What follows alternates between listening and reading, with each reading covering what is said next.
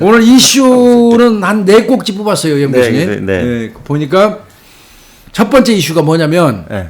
부실 대응 논란 나왔던 인천 흉기난동 40대 징역 22년 선고했다. 네. 이게 뭐냐면 제가 그토록 화가 나가지고 떠들었던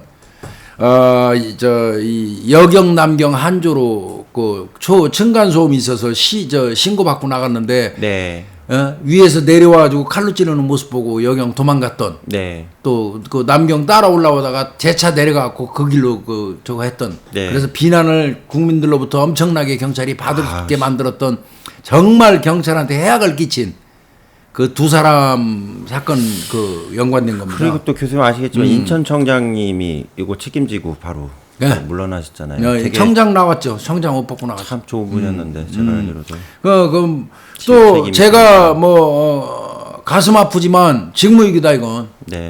직무 태만은 징계 사유지만 직무유기는 형사이권 사항이니까 형사이권에서 조사해가지고 처벌하는 게 옳다고 제가 가슴 아프지만 그렇게 주장했어요. 아니 그것도 그렇게 해야지 맞다고 생각이 들었고요.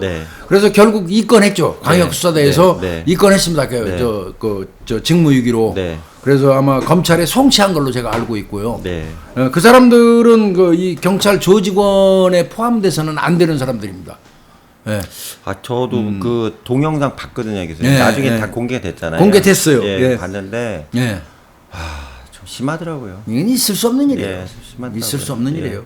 물론 그거 잘못됐다고 제가 좀 비난하고 한 관계로 또 내가 비난을 엄청나게 받았어요. 네가 현직에 있었으면서 그 내용 모르냐, 애로사항 모르냐, 또 그렇게까지 과하게 의견 제시할 필요가 있느냐 이런 얘기도 들었지만 저는 끝끝내 끊임없이 다시 주장합니다. 잘못했습니다.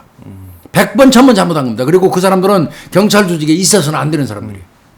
제가 또 사적으로 말씀드리면 이제 저도 이제 경찰 관련된 기관 강의를 많이 나가잖아요. 나가고 제가 또 경찰 이쪽 라인의 학자니까. 근데 그 사건 하고 나서 질문을 엄청 많이 받았어요. 제가 강의 다니거나 이렇게 만나면 교수님은 그쪽 경찰 쪽에서 많은 연구를 하시는데 그 사건에 대해서 좀 책임을 못 느끼냐.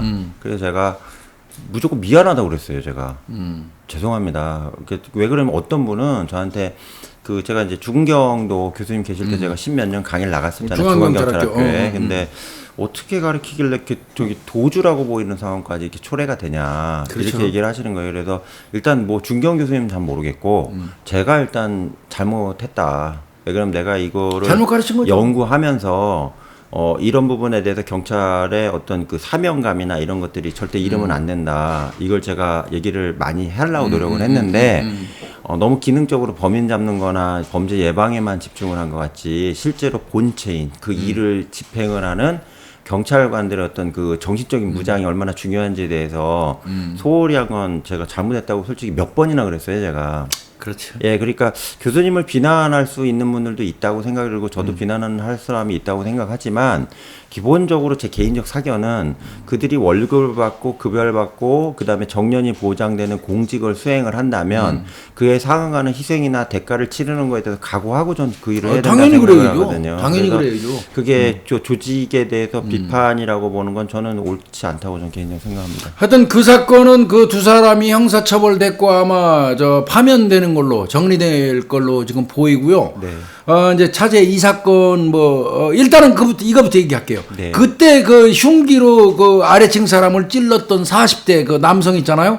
얘는 인천지방법원 형사 13부 호씨네요. 호성호 부장판사가 27일 날 살인미수 혐의를 근데 지금 그분 아직도 거의 식물인간 상태잖아요. 살인미수로 이제 기소가 됐는데 아직 살아계시니까 49세네 49살인데 징역 22년 선고했어요. 22년. 저는 이것도 충족하진 않는다고 생각하는데 그러면서 10년간 위치 추적 발찌 이제 착용 명령을 내렸다고 하는데 그러니까 결론적으로 지금 22년 맞은 거예요. 여기서 이런 얘기가 되네. 살인범행이 모두 미수에 그쳤지만 한 피해자가 목 부위에 치명적인 손상을 입는 등 결과가 참혹했다. 피해자들이 느꼈을 고통과 충격을 고려하면 엄중한 처벌이 불가피하다 이렇게 판단을 했어요. 그리고 이제 범행은 인정하는 모양이네요. 네. 다 했으니까. 그거 뭐 그렇게. 근데 검찰에서는 30년 구형했네요. 네.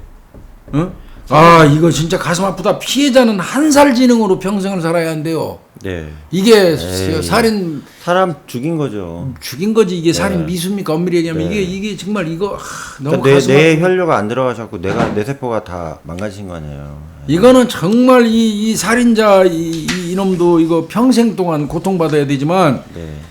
이때 초동조치 제대로 못한 경찰관들도 이거에 대해서 절대 책임으로부터 자유로울 수 없습니다. 신분 박탈된 걸로 감정사고 그러면 안 돼요. 이번에 교수님 아시겠지만 그 미국의 초등학교 저번 주에 21명 22명인가 21명 죽었어요. 총기 난사 사건이 있었는데 그 당시하고 좀 유사성이 있어요. 뭐냐면 당시 그 지역 경찰이 출동을 했어요. 완전 무장을 하고 했는데 거기에 이제 그 아시겠지만 그 지역 경찰도 있고 주 경찰도 있고 연방 경찰도 있잖아요. 근데 1차적으로 신고가 911로 지방 경찰에 들어가니까 지방 경찰 그 지역 경찰이 출동을 한 거예요.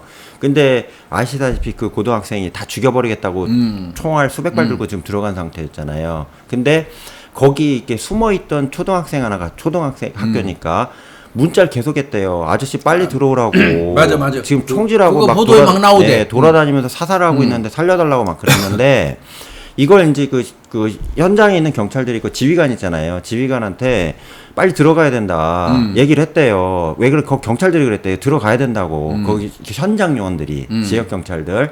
그랬더니 지휘관이 뭐라냐? 이건 인질 사건이야. 그 바람에 다 죽고. 인질 상태인데 우리가 가서 걔를 자극하면 어떡해. 이렇게 얘기를 한 거예요. 판단은 잘못한 거죠. 예, 그래서 경찰들이 문자까지도 보여준 게 지금 나와요. 지금 아이가 지금 그 소위 말하는 터미네이션 하고 있다. 돌아다니면서 계속 쏴죽이고 있는데 빨리 밀고 들어가야 된다. 이랬대요. 그 다음 얘기가 더 웃겨요. 그러니까 주경찰 있잖아요. 그 주경찰 특수부대 있잖아요. 여기 왔대요. 와가지고 우리가 들어가겠다. 그랬더니 거기 지역경찰 그 책임자가 여기 지금 지휘권은 내가 가지고 있는데 뭔 지랄이냐고. 너네가 여기 사정이 나냐고. 이렇게 작살내야 되겠네. 그래가지고 이제 하다 안 돼가지고 그냥 주경찰이 밀고 들어갔대요. 그래갖고 정리를 한 거라. 그나마 그래서 희생이 덜 그래서 하는 이번에 장례식장에 대통령이 간 이유가 뭐냐면 이거는 공권력 있잖아요. 아예 방어도 안 하고 실제 희생자 한 10명 정도 추가된 걸로 보고 있거든요. 그 1시간 사이에. 그렇지. 예. 그래서 지금 연방경찰에서도 그 경찰국장하고 그 지휘관들 다 저기 처벌한다고 지금 수사한다고 지금 나오고 처벌해야죠. 있거든요. 그거는 엄밀히 얘기하면 처벌해야 돼. 그러니까 미국에서 나온 얘기가 뭐냐면 죽이 되든 밥이 되든 빨리 판단을 해서 피해를 최소화시키려고 노력을 해야 되는데 거기서 밖에서 그냥 뭐라 그러죠? 멍 때리고 있으니까 이걸 보고 다 이게 사람들이 열받는다는 얘기죠. 그러니까 직무유기로 처벌을 또 이제 하겠지만 직무유기로 네. 처벌을 하려면 또 직무유기를 하려고 했던 고의성을 또 입증해야 되니까 네. 잘 처리하기는 어려워요. 그럼에도 불구하고 그 문자까지 왔고 네. 그걸 보여줬고 뭐 이런 게 아마 구중된다면 직무유기로 처벌하는데 아마 하자 없을 것 같아요. 그리고 이제 주경찰 그 인터뷰에 보면 그 경찰국장이 하나 나와요. 그 국장이 진압 담당하는 국장인데 그 국장이 뭐라고 방송에 CNN부터 다 얘기했냐면 내가 현장 지휘관이었으면 난 무조건 들어갔다. 이렇게 얘기했고요. 두 번째는 이거에 대해서는 지역 경찰이 엄정한 책임을 져야 될 것이다. 우린 가만히 안 있을 거 이렇게 얘기했거든요. 이게 그나마 이제 들끓는 미국의 여론을 조금 잠재웠다고 그러더라고요. 자기도 사과하고 미안하다. 우리가 늦게 들어가서. 근데 이제 5판 가지고 직무유기의 고의성을 하기가 진짜 그 법리적으로는 어려워요. 네. 5판이라는 말 자체가 나와버리면 판단을 잘못한 건 고의성은 없는 거거든요. 네. 그래서 직무유기 처벌하는 게 굉장히 어려운데 뭐 여러 가지 난관이 있겠지만 이제 법리적으로 좀 봐야 되겠죠. 근데 이번 사건, 인천 사건 이거는 얘기를 할 것 자체가 없어요. 네. 그러니까 뭐 처벌 받는 게 지극히 당연한 것 같고 내가 차제에 좀 몇 가지 좀 얘기를 좀 해야 되겠다. 네. 뭐 욕 먹는 김에 또 욕 먹어야 될 것 같은데 엊그제 저번 주 목요일 날 내가 그 후배 강력 형사들 네. 10여 명 넘게 만났어요. 네. 그 사람들 만나서 여러 가지 이야기를 들었어요. 여러 가지. 네, 현장의 목소리 현장의 목소리 여러 가지 이야기를 이제 후배들한테 들었는데 거기서 하나같이 얘기하는 게 요즘에는 경감도 거의 그 이제 경감이 말똥 두 개예요. 네, 무궁화 두 개인데 경감도 거의 이제 잡방 수준이에요. 네. 일정한 시간이 되면 자동 승진하는 게 네. 경감 단다는 거는 그 경감 달고 저는 수사과장 했었으니까요. 네. 근데 경감도 요즘에 거의 이제 자동으로 이제 달아주는 그런 추세예요. 네. 정년을 얼마 안 놔두면 이제 달아줘서 경감이라도 달고 나가라 하는 추세로 이렇게 만들어진 것 같아요. 네. 근데 그런데 그들이 하나같이 하는 얘기가 경감을 다르면 일을 안 한대, 일을. 간부가 완전 간부가 돼 버리니까. 예, 이거 저 비난해도 좋습니다. 저 욕해도 좋은데 아니 절대 다수는 아니리라고 생각해요. 경감 달고 더 열심히 월급도 더 받고 계급장도 국가에서 다뤄줬으니까 더 열심히 책임을 가지고 일하는 사람이 더 많을 거라고 생각은 합니다. 그런데 경감 달았다고 지금부터는 그 일 안 하고 어영병하면서 시간이나 때우는 사람이 있다면 그 경감 달아주는 제도 잘못된 거예요. 잘못된 거죠. 그런 사람들 없기를 바랍니다. 그런 네, 사람. 네. 심지어는 그 형사가 이런 표현을 하더라고. 일을 해야 되는 손이 필요한데 밑에 놈이 징치고 장구치고 다 해야 되고 위에서는 아무것도 안 한다는 거야. 경감 다는 순간부터. 네, 네. 그런다면 그 경감제도 만들면 안 되죠. 그렇죠. 일하는 간부가 되죠. 일해야지 일. 아니 검사 전 늘 얘기하지만 저도 수사과장 과장을 했지만 과장하면은 그 과장 직급이나 검사 직급이나 그 명목상은 같아요. 같죠, 예. 경정급이나 네, 네. 검사 직급은 네, 같습니다. 네, 명목상. 네. 그러나 이제 검사는 그거보다 한 직급 위에 대우를 해주죠. 검찰청법에 의해서. 네, 네, 그렇지만 직급은 같아요. 근데 검사는 직접 조서도 받잖아요. 네. 예? 의견서도 치기도 하고. 네, 네. 근데 저 과장급만 되면 이미 그때부터는 손 놓고 수사 조서 받는 거 없어요. 근데 저는 필요하면 조서 받았어요. 데려다가. 네, 받아야죠. 왜 과장이 조서 못 받습니까? 그럼, 예. 더 잘하잖아요. 우리가 네. 저 경력도 많고. 그러니까 계급을 경찰에서 계급을 달아주고 높여주는 거는 일을 더 열심히 하고 더 꼼꼼히 하라는 의미에서 달아주는 거지. 월급도 주고 놀으라고 해주는 게 아니에요. 네. 어디 저 자방으로 경감 달았다고 말이야. 그 밑에 직원들 죽으라고 일하는데 요즘에 일거리 엄청 늘어났어요. 많죠. 예. 그 수사권 이거 네. 경찰로 이관되면서 일거리가 2배 3배 많아졌다고. 네. 밑에 사람들 죽으라고 일하는데 경감 달았다고 코딱지나 파고 앉아 있으면 그런 놈들은 조직에 위해를 주는 놈들이에요. 조직 구성원으로서 저 동료를 10원어치 생각하는 그런 새끼들이 그게 무슨 의리 있는 경찰이에요, 그게? 네. 맞습니다. 놀고 먹는 경감들, 자빵 달아서 놀고 먹는 경감들, 저는 그거 발견되는 즉즉 만약에 드러나면 위에다가 얘기할 거예요, 내가. 대신. 조직이 위험한 겁니다. 그건 안 되는 거예요, 네, 그거는. 네. 그건 안 퇴직하는 그날까지 일 열심히 해야 됩니다. 네, 교수님도 퇴직하기 전날까지 일하시잖아요. 난 일했어요. 끝까지 알고 일했어요. 있습니다, 제가. 월급 도둑놈은 하지 말아요. 적어도 네, 네. 국민들 세금으로 월급 받는데. 두 번째 문제는 못 가요, 교수님. 현장에서 들은 얘기로는. 그 얘기를 이제 가장 많이 그 후배 형사들이 얘기를 했고, 예. 이거 하나는 얘기했어요. 그 후배들이. 그래도 교수님이, 선배님이 형사들이 수사한다는 거를, 수사는 형사가 한다는 거를 방송에서 많이 얘기해 주셔서 감사합니다. 그 이후에 덧붙이는 얘기는 누구를 비난하는 같은 느낌 들어서 아유 불편하더라고. 그냥 근데 하여튼 수사는 형사가 한다. 그거를 많이 말씀해 주셔서 진짜 고맙다. 우리 형사들 전체가 교육받으러 들어가서도 수도 없이 그 부분에 대해서 얘기 많이 한다. 형사들이 수사한다는 거 그거 말씀해 주셔서 고맙다. 이 얘기는 듣고 왔어요. 교수님 그 사실대로만 말씀하신 거잖아요. 네? 이렇게 가감한 것도 아닌데 저도 그렇게 생각합니다. 그래서 부실 대응 나왔던 그 인천 흉기난동 사건 그 범인한테 징역 22년 네. 부과됐고 그 당시에 현장에 출동했던 경찰관 2명은 직무유기 혐의로 불구속 입건돼서 검찰에 송치됐다. 네. 파면 됐다. 이렇게 이제 요 내용 좀 이슈 하나 좀 보내드렸고요. 네. 이거 두 번째 이슈 염 교수님 이거 읽어봤죠? 읽어는 봤는데 이게 뭔 얘기인지 요즘에 이런 게 있나 싶기도 하고. 이게 사건의 재구성인데 제목이 내 옆으로 와. 예. 군대예요, 군대. 예. 선임의 부름에 갔더니 하고 점점점 예. 밤마다 시작된 악몽 감은 잡히죠. 예. 예. 2019년 10월 달에 강원도에 있는 한 군부대예요. 예. 점호가 끝난 밤 10시경에 22살 먹은 선임병이 네. 20대 후임병한테 말을 걸었어요. 이런저런 얘기를 하더니 몇 분 뒤에는 야, 추우니까 좀 안아줘. 라고 말했고 네. 후임병 입장에서는 선임의 말을 거역할 수가 없었던 거죠. 네. 근데 원래 그 옆자리는 아니었대요. 근데 이제 오늘은 내 옆에서 자라. 그래서 할 수 없이 그 선임병 옆자리로 옮겨야만 됐고, 네. 옆자리로 이제 옮긴 순간 이제 아까 말씀드린 그런 악몽이 시작이 된 거예요. 그 악몽은 뭔 줄 아세요? 추행을 한 거예요. 추행입니다. 아이, 참. 그 선임병 왈 나는 잘 때마다 뭘 만지고 자야 한다. 아이고. 이렇게 말했고, 예. 5분 정도 지나니까 배 더듬고 가슴 더듬고 거부만한 본이 보였어도 그냥 급기야 선임이 그런데 뭐. 속옷에다가 아이. 손 집어넣고 이거 완전히 이거 에이. 변태지 변태. 춥다 껴안아 달라. 그래서 아마 그 성추행을 당했던 그런 내용인 것 같습니다. 그런데 이게 한 사람이 아니죠. 여러 한 사람 명이. 아니에요. 네. 다른 후임병은 10대가 있었나 봐요. 10대 일찍 들어왔네요. 그러니까 네. 어린 후임병들한테 그런 것 같아요. 나이 먹은. 그래서 그것도 했던 것 같고요. 네. 이게 뭐 근데 이제 군에 가끔 이상한 성향을 가진 놈들이 있기는 해죠. 저는 당했어요. 군대에서. 염 교수한테 옆에 와서 자라고 그래. 네, 예.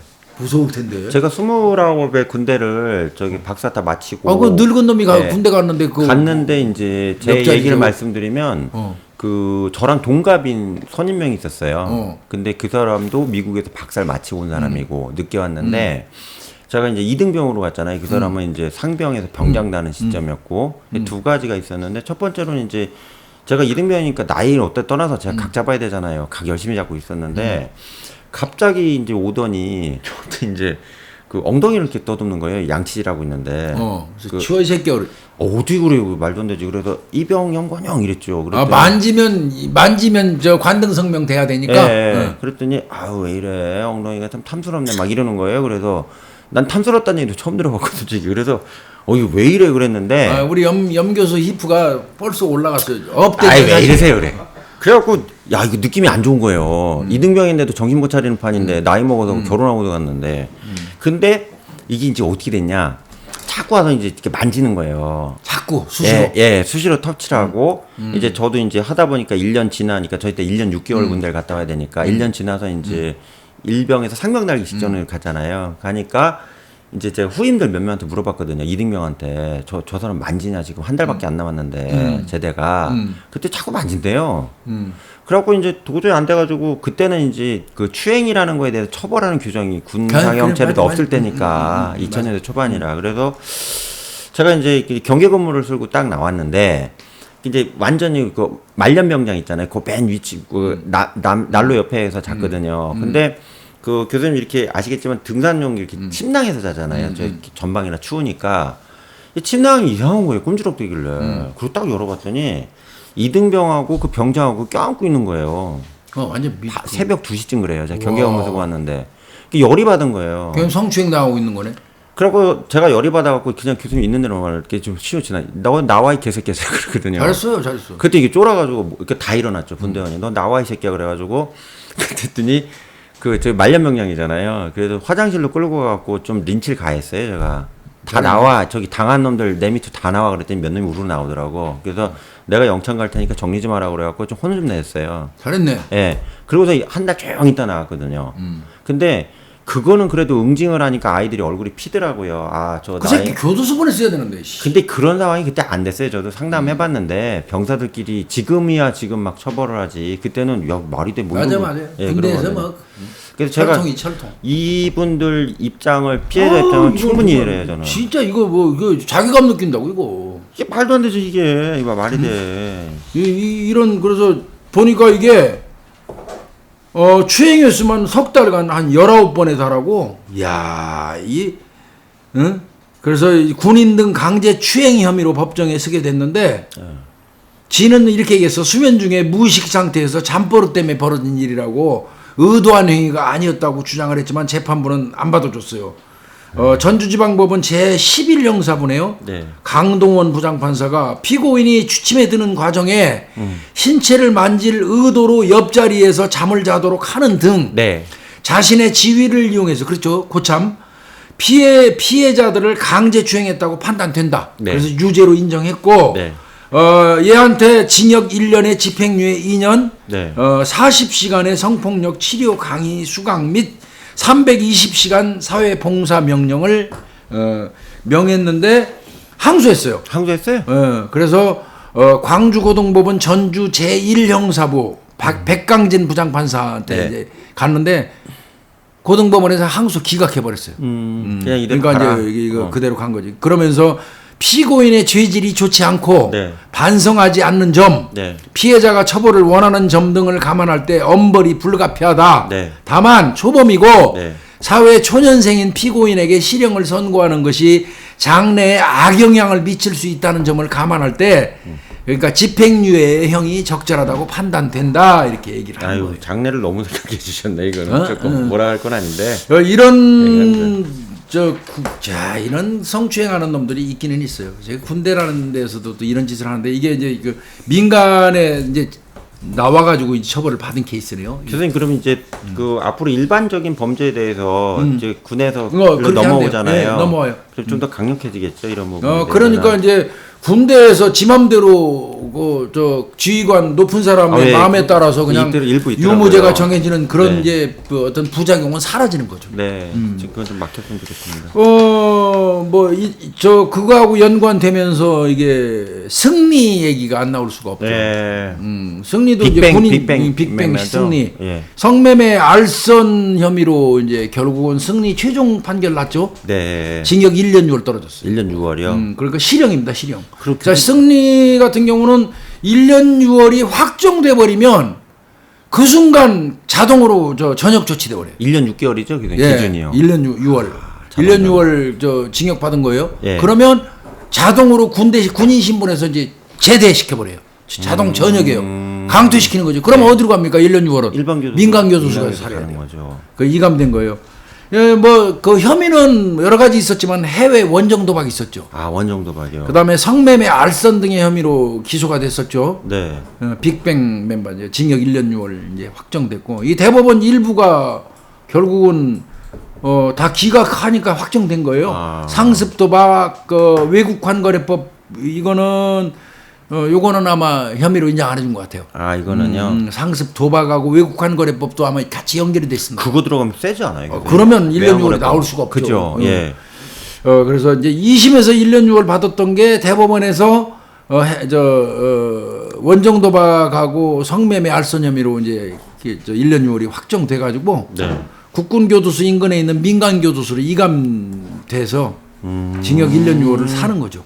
그럼 교수님 1심에서는 형이 좀 더 세게 나와. 셌었죠. 그때는 상습 도박하고 외국 환거래법까지 다 기소했으니까. 아, 다 들어가서요. 다 들어가서. 근데 이제 상습 도박하고 외국 환거래법 같은 경우는 이제 네. 아마 증거 불충분이라든지 증거 이런 걸로 불충분. 죄에서 삭제한 것 같고요. 예. 성매매 알선하고 이제 해외 원정 도박. 예. 그 원정 이제 상습 도박이지 그거 어떻게 보면. 예. 그거는 인정받아서 그게 1년 6월인 것 같습니다. 아. 이게 승리 사건은 뭐 잘 아시다시피 2013년부터 2017년까지 상습으로 라스베이거스 네. 거기서 8번에 걸쳐서 판돈 22억. 우와. 22억으로 도박을 한 혐의예요.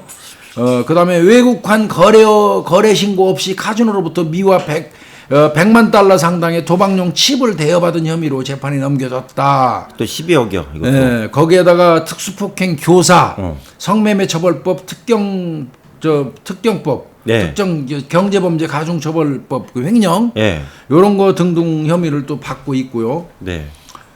이 어린 친구가 인기에 편승해서 돈을 좀 벌으니까 속된 말로 인생을 쓰레기같이 사는 거예요. 아, 이러면 안 되지. 예? 그렇게 살면 안 돼요.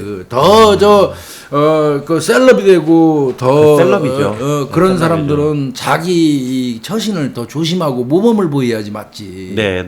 이게 뭐 하는 짓이요. 그렇죠. 하여튼 군대에 가가지고 군사법원에서 재판을 계속 받아왔던 거예요. 아, 고등군사법원 2심 네. 받아가지고요. 1심에서는 3년 구형했었고요. 네.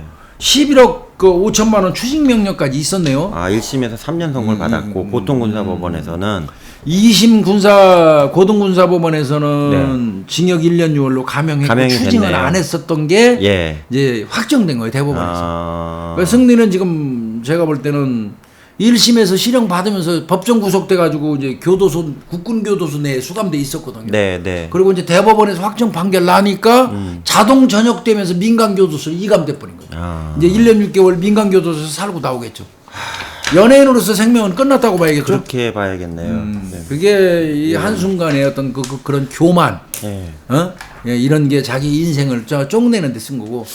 제가 이제 저기 여행사 하는 분한테 들은 얘기인데 가끔 이제 해외여행 간다고 이제 연예인들이 연락이 온대요. 그럼 연락이 오면 이제 뭐 괌 사이파 이런데 뭐 카지노가 다 있잖아요. 베트남에. 그래서 그 코스만 이렇게 잡아달라고 그렇게 얘기를 한대요. 도박하러 가겠다는 얘기. 예, 그래서 저희는 그거는 제가 아는 여행사 하는 분이 계시거든요. 그래서 저는 그쪽은 잘 모릅니다. 그것도 불법이고 그냥 재미 삼아 가셔서 뭐 칩으로 뭐 10만 원, 뭐 15만 원 하시는 건 내가 뭐라 안 하겠는데 그거 안에 뭐 내시를 연결해 달라거나 이런 거는 어렵다. 그 얘기를 한대요. 그럼 뭐 말아요. 그냥 연락이 끊긴다고 그러더라고요. 근데 나중에 가이드 있잖아요. 거기도 현지 가이드 있을 거 아니에요. 여행사에서 파견돼 있는 분들이 그러면 그분 왔다 갔다 하던데요. 카지노 이런 얘기가 가끔 나온대요. 그 케이스가 걸린 거이 사람. 그래서 되게 뭐 웃기는 상황이 좀 많이 벌어진다고 외국에서 얘기를 하더라고요. 나이도 내가 볼 때는 이제 겨우 군대 갈 나이도 어린 친구가 군대 최대한 미뤘죠, 그죠? 예. 히트 쳐가지고 했는데 참 겁대가리도 없네요. 판돈이 22억, 100만 달러면 15억인가요? 예. 15억 12억 뭐 이런 돈을 우리 일반적으로 그 나이 때 젊은이들은 한 달에 200만 원, 300만 원 벌으려고 새벽에 눈 떠갖고 도시락 싸갖고 다니면서 벌고 사는데 정말 지하고 비슷한 청년들한테 이 절망감 주는 거예요. 좌절감 주고. 그러니까 저기 아주 유명한 여자 가수 같은 경우는 자기가 되게 많은 부를 가졌기 때문에 누구라고 실명은 밝히지 않겠지만 사회적으로 기부하기 위해서 기사에 계속 나오잖아요. 환원하고 자기 버는 거에 5% 10%는 계속 기부한다 이런 분도 있고 김연아 우리 스케이트 피겨 여왕 있잖아요. 그분은 자기가 번 돈 중에 사회적 기부로 피겨하고 빙상 스포츠 발전을 해서 기부한다 계속 기부를 하고 계시거든요. 그 가수 누구지 김장훈 그런 사람은 아예 기부하기 위해서 일하는 것 같은 느낌이 저 그때 그렇게 들었어요. 그런 사람들도 아예 좋은 일 하는 연예인들 무지하게 많아요. 연예인들 절대 다수가 정말 기부도 많이 하고 후원 많이 하고 그래요. 근데 이런 사람들 때문에 오해받으면 안 되겠죠. 그러니까 인기에 의해서 부도 오는데 이게 뭐 하는 것은 사회 일부 환원하기 위해서 노력하는 게 옳은 방법인데. 근데 이제 아직도 젊은이니까 1년 6월 실형 이수하고 난 다음에 재능도 아직 있고 그러면 재기할지 여부는 모르겠어요. 모르겠지만 마음 고쳐먹고 말 그대로 교도돼 가지고 나와서 새로운 삶을 산다면 좋겠습니다. 그럼요, 그렇게 살아야. 이거 정말 자기 또래 절대 다수의 대한민국 청년들한테 좌절감 주는 행위예요. 이런 짓 하는 거. 안 돼요. 이거 좀 책임감 느껴야 됩니다. 공인이잖아요. 예. 군하고 연결돼서 그게 있었고요. 네네. 이거는 염 교수하고 저하고 한번 얘기 한번 해볼 만한 거라. 토론 주제로 잡으셨구나. 42살 희귀병 환자.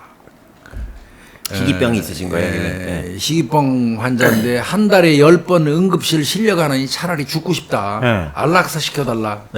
이거 아시죠? 복합부위 통증 증후군이죠. CRPS라는 거. CRPS 압니다. 이건 심각한 겁니다. 병명도 제대로 안 나오는데 불 속에 태우는 것 같은 그런 고통이 때도 시도 없이 계속 날아오는 거예요.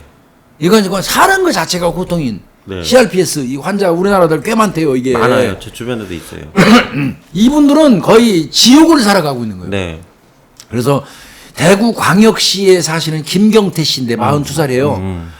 9년 전에 자전거 타다가 넘어지면서 어깨를 다쳤다는 거예요. 타박상이라고 생각을 했는데 엄청난 통증이 찾아왔고 팔이 타는 듯하고 바늘로 찌르거나 면도칼로 끊는 것 같은 그런 통증이래요. 그게 다치신 부위가요? 그래 복합부위 통증 증후군 CRPS라고 그러는데 의료진 입장에서는 이건 치료 방법이 없다는 거 아직까지 원인도 몰라요. 이거. 그래서 항상 목욕탕 열탕보다 뜨거운 물에 팔을 넣고 있는 것 같은 통증이 온다고 그런 거예요. 아이고 어떡해. 그래서 또 어떤 때는 통증이 심해지면 아마 기절 정도 하는가 봐. 그렇더라고요. 그래서 아마 119로 실려가는데 이분이 10번 넘게 응급실에 실려갔었다는 거예요. 10번 넘게요. 유일하게 지금 이 CRPS 환자분들한테 처방해 주는 게 뭐냐면 모르핀 계열의 마약성 진통제가 유일한 치료약이래요. 그러니까 뇌를 마비시키는 거네. 그렇죠. 그런데 이게 월 16mg까지만 건강보험이 되고요. 초과하면은 건강보험이 안 된다는 거예요. 그럼 나머지는 그럼 이분같이 10번 이상 계속 실려가는 사람들한테는 16mg 갖고 택도 없겠죠. 택도 없죠. 또 돈 경제적인 문제가 또 따르게 되잖아요. 이분 같은 경우도 경제적으로 어려운데 이게 보통 고통스러운 일이 아니에요. 그러니까 이분이 하는 얘기가 해결 방법이 없으니까 예. 죽는 수밖에 답이 없다. 사는 것 자체가 고통인데, 죽는 것도 고통받아야 되냐. 응? 그렇게 하면서 안락사를 원한다. 예. 안락사 받아주는 데가 스위스 있잖아요. 스위스. 예. 디그니타스에다가 이제 진료기로 가입 동기를 보내갖고 가입 예. 허가를 받았다고 그래요. 예. 디그니타스 이거 세계에서 많이 가죠. 알랭드론 같은 경우도 그 참 내가 알기에는 그 참여하는 걸로 알고 있어요. 안락사 관련돼서. 돌아가셨죠. 예. 그런데 뭐 주변에서는 3년 안에 치료제가 나온다 뭐 이런 얘기가 있어서 버텨보기로 했다고 그러는데 네. 10년 버텼는데도 아직도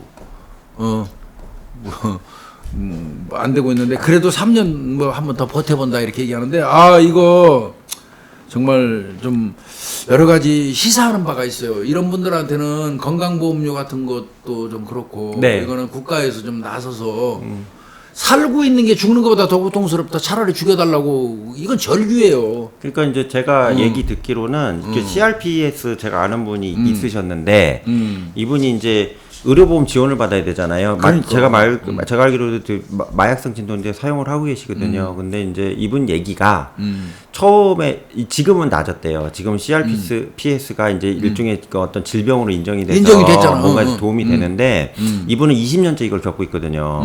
그래서 이분 같은 경우 초기에 뇌파 검사까지 해갖고 갔다 그러더라고요. 그거 진단이 안 나와. 근데 이제 뇌파상으로는 아프니까 막 뛸 거 아니에요. 그 통증이 오니까 뇌파가 막 엄청나게 스트레스 파가 나올 거 아니에요. 그래서 그걸 보고 이거 맞네요. 되게 통증이 심하신가 보네요. 이렇게 정리가 됐다고 그러더라고요. 그래서 인정해 주는 거야. 예, 옛날엔 그랬대. 지금은 아니고. 지금 의사 선생님 진단을 하는데 문제는 뭐냐면 이게 끝도 없는 싸움인 거라.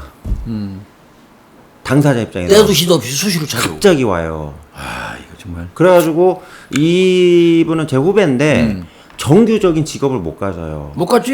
그럼 너무 아프면 이틀 내지 3일까지 가는데 못 움직인대. 완전 셧다운 돼갖고 아파갖고 통증이 너무 심하니까. 그러니까 쉽게 얘기하면 빠따 있잖아요, 교수님. 그 뭐라고 표현하냐면 그 몽둥이로 전신을 두드려 막는 통증이 하루에서 30번 온대요. 발현되는 날은 멀쩡할 땐 또 멀쩡하다가. 거의 죽는 거지. 그러니까 너무 많이 막 집단으로 두드려 맞는 것 같으니까 주로 누워갖고 2, 3일 있는데요. 도저히 안 되면 이제 마약 맞으러 가고 불러갖고. 이거 정말 문제다. 이거. 그러니까 사람들한테 얘기를 하면 뭐라고 그러냐면 너 평상시 멀쩡하잖아. 근데 왜 직장을 나오다 갑자기 안 나와? 이래가지고 자기가 이분 얘기예요. 그 업계에서 블랙리스트에 걸려버렸대요. 일은 열심히 하는 사람인데 얘는 뽑지 마라. 얘가 오면 얘가 일정 시점 되면 어느 날 갑자기 잠수 탈 거다. 근데 걔가 아프다고 하는데 외상도 없고 좀 엉그럭쓰는 것 같고 얘가 지금 일 나오기 싫으면 그렇게 중간에 나가서 회사를 망친다. 센슈하는 줄 아는구나. 예, 이것 때문에 이 친구가요. 아예 취업을 못해요. 이것 때문에. 이거 정말 문제예요. 그래갖고 안 돼갖고 교수님 조금만 더 말씀드리면 무당한 때까지 갔대요. 갔더니 뭐 신 받으면 된다고 그랬는데 이 친구 요거까지 해봤어요. 해봤는데 아무 소용 없다 이거죠. 택도 없는 소리지. 돈만 날린 거지. 아까 말씀드린 그 디그니타스 같은 경우는 이제 네. 의사조력 자살이라고 네. 시행하는데요. 네. 이거 아시죠? 이게 예. 의사가 도저히 희망 없고 나 스스로 존엄하게 죽기를 원한다. 네. 요구하는 그 환자한테 독극물 처방하는 방식으로. 네, 네. 이제 어떻게 보면 의사가 이제 죽여주는 거죠. 네. 그래서 일반적인 안락사하고는 좀 차이가 좀 있고요. 네. 적극적인 안락사예요. 이거. 네. 여기 나오네. 최근에 뇌졸중 앓고 있는 프랑스 배우 알랭드롱. 네. 87세네 벌써 아랑드롱이. 예. 야, 우리 염 교수까지는 아랑드롱 뭐 알죠? 저는 그죠? 압니다. 프랑스 예, 최고의 미남 배우. 최고 배우죠. 리플리 증후군의 저기 리플리예요. 리플리 아랑드롱이 이방식 결정을 이제 그 찬성하면서 했다고 그러고. 네. 이제 우리나라는 지금 이제 안락사가 그 법으로 안 됐어요. 안 돼 있죠. 그 적극적으로 나 도저히 못 살겠으니까 죽여주십시오. 예, 예, 독극물 예. 주사해서 죽는 일은 우리나라는 그거는 그 해주는 사람 자체가 처벌받아요. 네. 다만 이제 이게 있어요. 연명 의료 중단을 합법화한 거 있어요. 네. 이게 뭐냐면 도저히 희망이 없고 엄청난 고통 속에서 살아가기 때문에 이제 의사가 이 사람은 더 소생 가능성이 네, 없다고 네, 판단을 네. 내려줘야 되고 네. 어마어마한 고통 속에 있는 사람한테는 이른바 얘기하는 이제 이거 호흡기 장치라든지 뭐 네. 이런 인공호흡기죠. 그러니까 이런 거 심폐소생술 이런 거 실시하지 않고 네. 그냥 둬서 자연스럽게 네. 연장을 시키지 않고 사망하게 하는 거, 그러니까 돌보지 않는 거. 네. 이제 그런 소극적인 안락사만 인정하는 거예요, 우리나라. 네. 거기까지도 오는데 몇십 년 걸렸잖아요. 그거 오는데도 몇십 년 걸렸죠. 네. 근데 이제 아까 이제 디그니타스 같은 경우는 의사가 적극적으로 독극물을 주사해줘서 사망하게 해주는 거니까 네. 아직까지 우리나라에서는 안 받아들여지는 것 같고. 네. 근데 요거 안락사 관련돼 가지고 국민의 76.3%가 안락사나 의사 조력 자살 입법화에 찬성하는 걸로 나타났다. 네, 네, 네. 그러니까 남은 삶이 무의미하다. 존엄한 죽음에 대한 권리. 죽을 때 죽음에 대한 어떤 존엄성. 네, 나도 네, 네. 품위 있게 죽을 수 있는 권리도 네, 있다. 나는 네, 내 목숨이니까 네, 네. 그런 부분. 그다음에 고통의 경감이 제일 CRPS 같이 네. 고통의 경감. 그다음에 가족의 고통. 네. 가족이 이런 힘들어요. 거를 이제 고려. 네. 해서 적극적인 어떤 안락사 이것도 검토할 때가 된 게 아니냐 이제 이런 얘기가 나오는데 근데 이제 이런 어떤 사람의 생명하고 연관이 되면요 네. 반드시 엮이는 게 종교예요. 종교계에서는 얘기 적극 나오죠. 반대죠. 적극. 네. 사람의 어떤 생명은 신이 준 건데 네, 네. 사람이 인위적으로 스스로 목숨을 끊는 행위는 있을 수 없다. 이제 이런 게 마찰이 상당히 심하죠. 근데 이제 저는 역으로 보면 인공호흡기나 이렇게 뭐 약을 투여해갖고 진통제 투여해서 저기 고통을 덜어주는 거 말기암 환자 같은 경우 사실 이것도 인위적인 연명이잖아요. 그렇죠. 옛날에 그 종교가 나왔을 때는 그런 의술도 없는 상태였고 때 되면 가게 돼 있는데 저 같은 경우 요즘 이렇게 생각해요. 제가 만약에 저희 조부모님이 일부 두 분은 실제로 거의 지적 작동이 거의 안 되시는 상태에서 누워가지고 5년 이상 계신 분들이 두 분이나 계셨거든요. 그러니까 이제 자녀들이 비용 문제도 있고 본인들도 되게 힘들어하시는 부분이 있다고 저는 생각을 하거든요. 나중에 얘기하시더라고요. 제가 갔더니 나 이제 그만 살고 싶어. 그런 사람 많아요. 네, 나도 아버님이 이제 폐암으로 돌아가셨는데 네. 정말 그 모습을 지켜보면서 소생 가능성이 진짜 이제 거의 없잖아요. 다 전이가 돼서. 너무 네. 고통받고 너무 있는 아팠어요. 아버지 모습을 보면서 네. 안락사가 됐으면 좋겠다. 허용됐으면 좋겠다 하는 생각을 개인적으로는 좀 네, 많이 예, 했어요. 예, 옳고 그름에 떠나서 그 사람이 힘들어하니까. 아버지가 거의 미이라 수준으로 예, 다 말라버리죠. 말라버리는 그 예. 모습을 지켜보면서 진짜 고통받았던 기억이 있거든요. 네. 이게 이제 아까 얘기한 것처럼 적극적인 안락사와 이제 이 연명 의료를 중단하는 소극적인 안락사 이제 이렇게 나누어지는데 우리나라 네. 이제 아마 이제 그게 그 엄청난 환자의 고통 뭐 네. 이제 소생 가능성이 없는 거 이런 거 등등 해가지고 소극적인 형태의 연명 장치를 이제 진행하지 않는 걸로 네. 안락사를 인정하고 있거든요. 네. 근데 의사가 아까 말씀드린 것처럼 디그니타스처럼 독극물을 투여해가지고 사망할 수 있게 해주는 적극적인 안락사 이거는 벨기에나 네덜란드 같은 데서는 합니다. 네, 네. 해요. 네. 이거 하고 있고요. 미국도 오리건하고 워싱턴주 등 한 10개 정도 주에서는 허용해요. 네, 네. 이거는 미국 오리건 주에서는 아마 제일 먼저 했을 겁니다. 이게. 네, 예.